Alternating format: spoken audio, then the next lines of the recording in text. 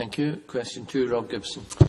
Thank you, Presiding Officer. To ask the Scottish Government what progress has been made to accommodate upland grazing interests and forestry development targets. Cabinet Secretary. Minister. Beg your pardon, Minister Stewart Stevenson. I think late advice from us. I apologise, Presiding Officer. We've established a woodland expansion advisory group to provide advice on which types of land are best for tree planting in Scotland in the context of other land-based objectives. This group, which includes members from the farming sector, is giving careful consideration to the potential impact of woodland expansion on upland grazing.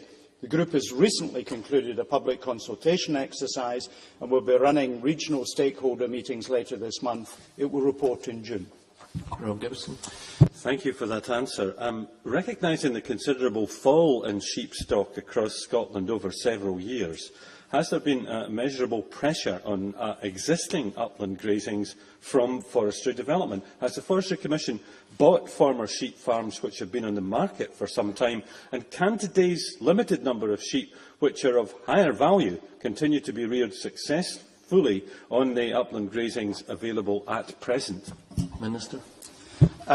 The decline in sheep numbers has not been uniform across the country. It's been at its highest in the north and west, and there is still demand for upland grazing for sheep in some areas of the country.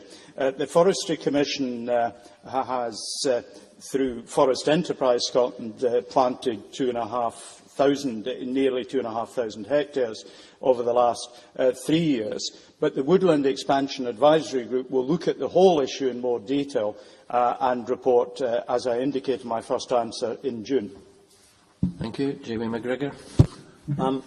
Thank you. Does the Minister agree that upland grazing pastures are often critical to the local biosphere and, in terms of biodiversity, are more preferable than big plantations of Sitka spruce? Minister. Yes, biodiversity is an important issue for us, and in upland areas and in grazing pastures there is often greater biodiversity than the relative monoculture in the area that the member describes. So it is important that we continue to ensure that upland grazing is in place. And just for completeness, Presiding Officer, I should have said earlier, I draw members' attention to the fact that I have a 3-acre field that one of my neighbours uses for upland grazing.